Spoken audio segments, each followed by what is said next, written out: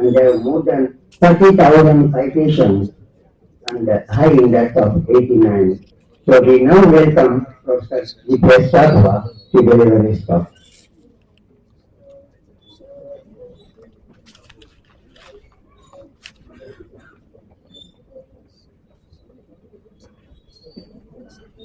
Hello. Hello.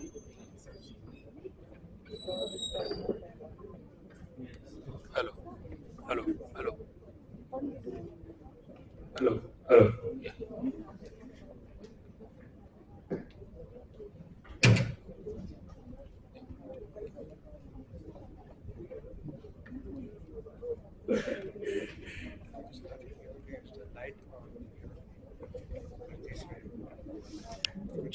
चल रहा है?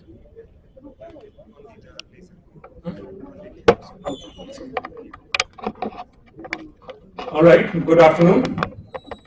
So after serious talks, now there is a non-serious talk. All right.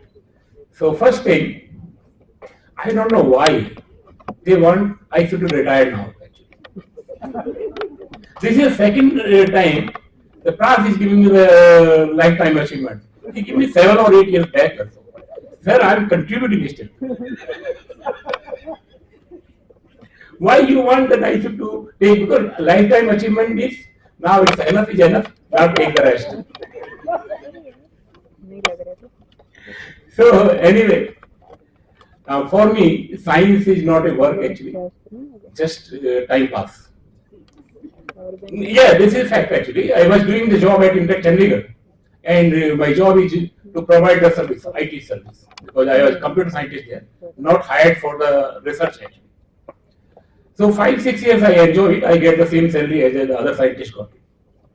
But I feel it's boring business, same job daily. At that time, email and other facilities were hardly there. Anybody is using. So in order to pass my time, I changed my gear because I was writing the softwares for my own institute, for my scientists. Sometimes they like it, sometimes they don't like it, depending on their mood actually. If they have a good relation with me, they say Raghava is doing a good job.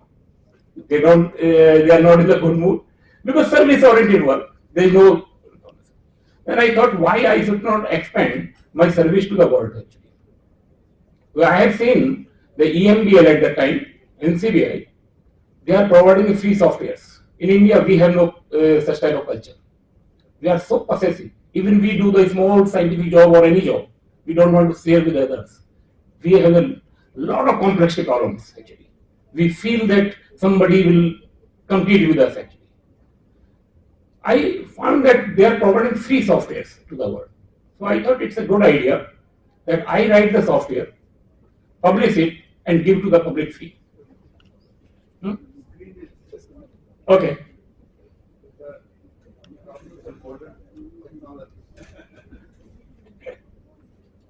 So sensitive. I think this has become. All right. So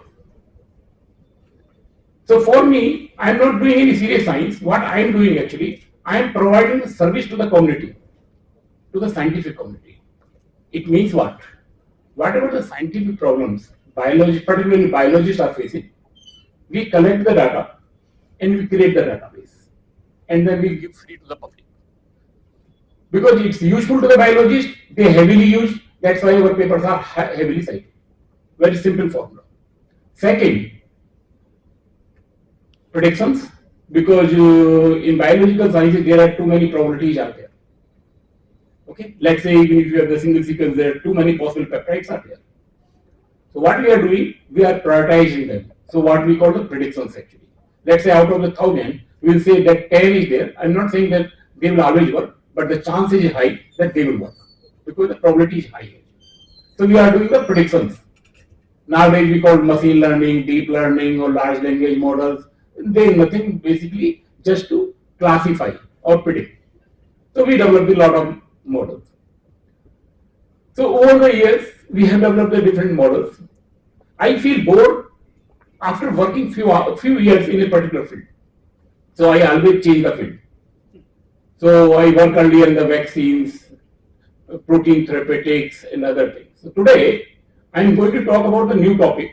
So they give me the lifetime achievement, but I am starting a new topic actually. Okay, that's GMO foods actually.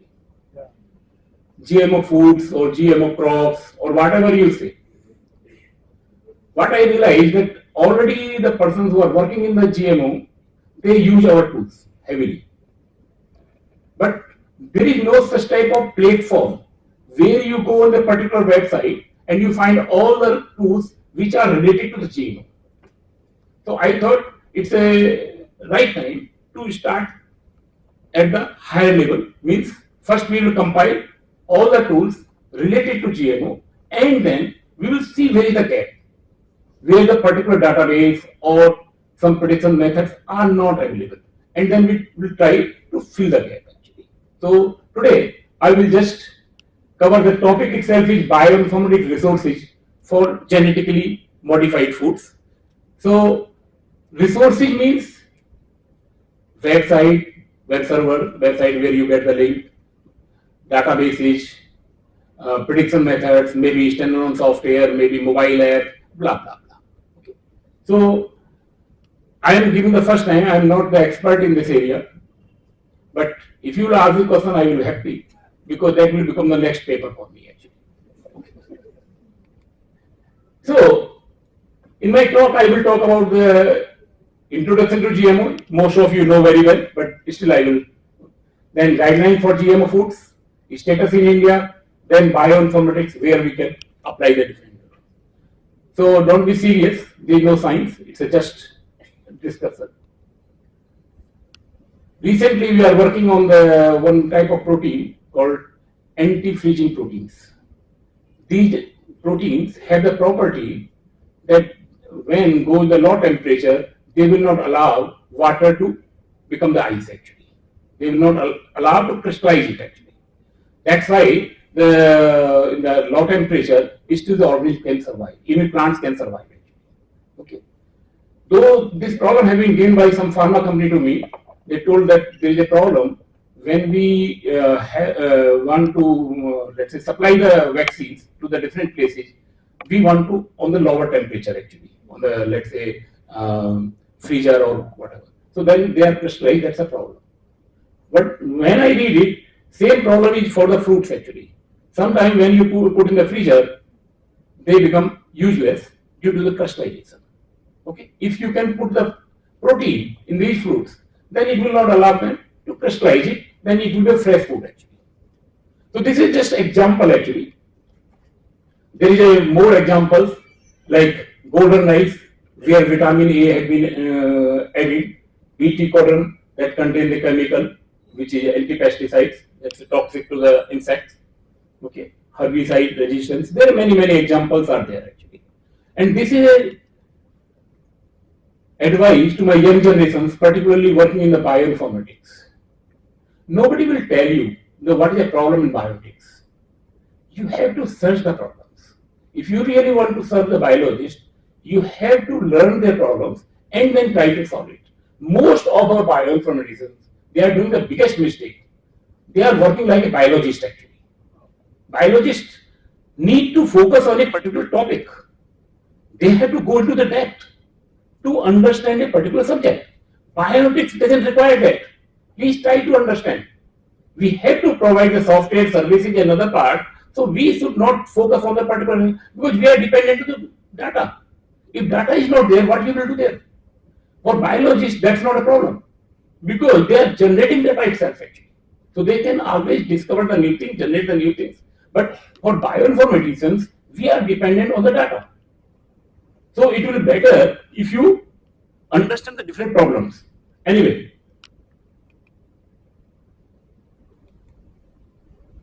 so this is the status that nowadays too many farmers are going towards the GMO foods. So despite there a lot of objections and other challenges, still it's increasing with the time. Okay, and it has a many advantages. Sometimes, let's say in the natural food, there is some disease associated. let's say, for example, gluten is a big problem, celiac disease is a problem. Can you make a food which is celiac disease free? Or there may be you want to improve the nutrition or other facilities. Okay. It depends upon you how you think actually. So this is the status. I'm not going into the detail because most of you are biologists, you understand. And I have the request to the organizers, please share my slides to the group completely. Because one thing I want to change, whatever is there is not static. Today I am there, tomorrow I will not be there. But the knowledge should not die with me. That's a concept very clear from the beginning I started. Oh, I always support the open source. I never commercialize any product of mine. I have make all software, make sure they are freely available, and I'm maintaining all software so far actually. So what even if I am giving the talk, I normally ask the organizers share with the all actually. So this is the history that how they have come over the time, that how they have been approved. So I am just jumping. This is the Indian situation where they have the different time, different approval, state-wise approval, but still, despite a lot of objections are there, still the farmers' demand is there, and now most of the farmers, legally or illegally, they are using the GMO crops actually. So, as far as technology is concerned, so here I am talking from the protein point of view, where you modify the gene in order to make a protein of required amino acids, means required type of protein which has a different type of properties. So that's also related to the another field called protein therapeutics. Okay. So here this technology, gene technology, where you can mutate it or where you can modify is routine technique nowadays actually.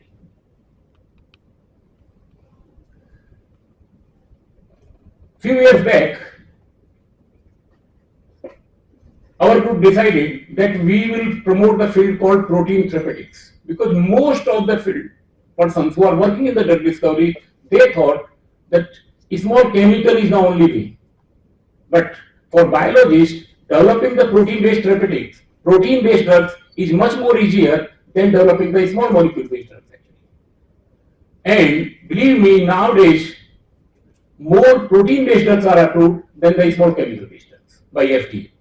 Okay. So we created the database because when we want to start any field, we collect and compile the information from literature so that it's available from a single source. So in few years, this gave more than 500 citations. It means that community is using heavily. What is we are maintaining that protein which have been approved by FDA as a drug and its different properties. Okay. So this is available. I'm not going into detail because then it will take too much time. And we have come up with a new database, TSP-DB2, because public demand. This is updated version where we have put all the FDA approved protein peptide therapeutics that can be heavily used in the GMO food space. Because not all proteins can be approved by the FDA. So let's say in drugs, small molecule drug, you talk about the Lipinski rule of 5 or druggable molecules. Same way, can we talk about the protein which are druggable, which are can go for therapeutics actually. So this is a database, and then we are developing the prediction methods now. These are some of the tools which can be used in the GMO. I am telling only few fields actually. For predicting toxicity, predicting allergenicity, predicting of abiotic stress, biotic stress. Okay, so these are some examples. These are the examples of the FDA approved GMO foods. This is another area where we can work with edible vaccines, means the vaccines which can be taken from the food itself actually. That's another interesting area. In our group work a lot in this area over last 20 years actually, epitope-based vaccine or antigen-based vaccines. So these are the examples which have been already approved in the clinical trials. Okay, these are some of the databases. So the message here is already number of tools have been developed or databases have been developed. If you have the interest in the GMO, then you can have a look. In maybe few months from our group, we will have the beautiful website where the all databases, websites related to GMO crops or foods will be available from single source, and then we will start more tools in this area. So these are the for abiotic stress response. So already there are number of tools. This is our recent tool, prediction of plant resistance protein using alignment based or alignment free approaches. One tool we developed long time back, that is a prediction of toxicity of peptide and proteins, that is called ToxinPrep. That is a highly cited paper, 300 citations per year nowadays actually. This paper is getting. Why? Because most of the persons, they want to predict the toxicity of the peptide and protein. And now we have come with the new version ToxinPrep 3. So this is available. So toxicity is another important, allergy another important part. Because when you have a modified protein, the chance is there it is allergic. You have to check it before you go further. These are the some protein-based therapeutics which will be useful in the GMO foods. Okay, that's all. And that I will tell you the advantage of the technology. This is generated by ChatGPT. I think it's cut down here somehow, but it's generated by ChatGPT. I will tell you, this technology made my life heaven actually. I will tell you why. I will tell you. My handwriting is too poor. You cannot read it, even I cannot read it again actually, after writing it. But I write it because once I write it, I remember it, but I cannot read it properly. So I come into the computers, so I do all the type of computing. Okay, that's an advantage. So writing problem solved. My English is too weak. Okay, I cannot write. Nowadays, this Grammarly, ChatGPT, and all these things, they help you. So you don't need to worry about all these things actually. You know, even in the ChatGPT, you can write the software itself actually. You should be smart enough. Just ask to write the software. It will write. You fix it. So the technology made my life heaven actually. Okay. So with the time, most of my problem has gone actually. All right. Thank you very much. Yes, thank you, Raghava. You are a wonderful, innovative thing, how things are happening in the genetically modified food. I have one question.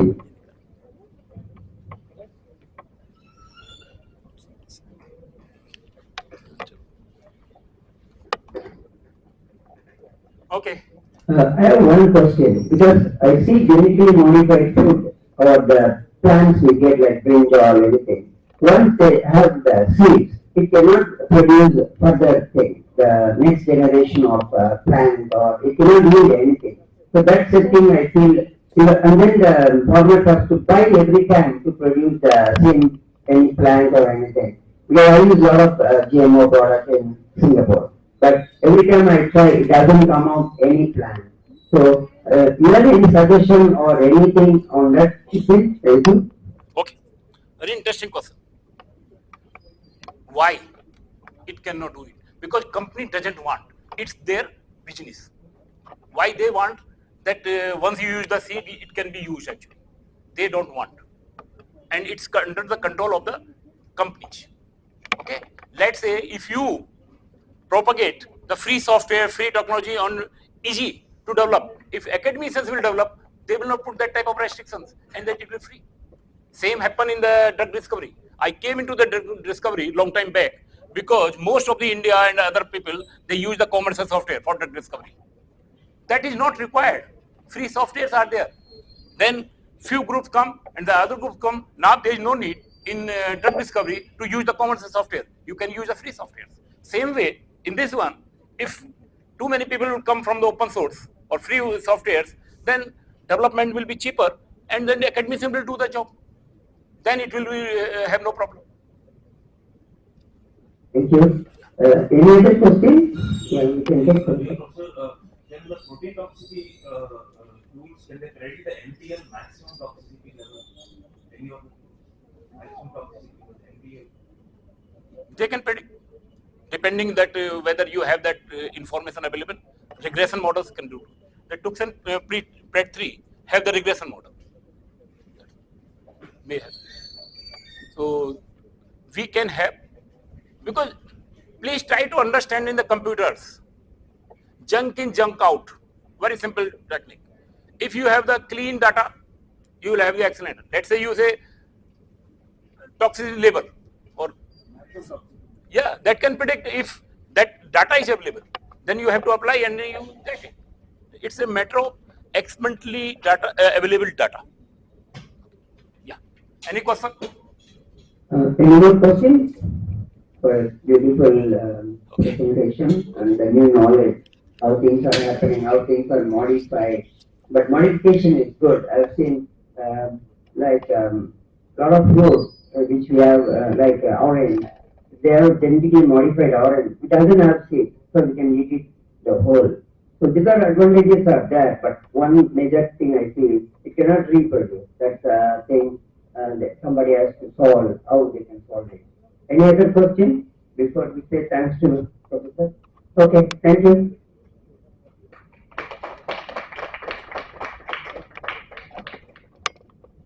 If I can just make a small comment, please. With respect to Raghava sir and Narendra sir, and of course Loya sir, 2017 awards was not a lifetime achievement award. That was a kind of a coronation for Raghavas, for Shastris, for Loya sirs. उनके लिए award बहुत कम चीज है. For awards, they need to come, to a greater level. So that was where it has happened. Last time ISCP or AP Banet के लिए हम nominate कर चुके थे, and that was what I just wanted to make a small correction. Thank you so much, sir. We are quite honored.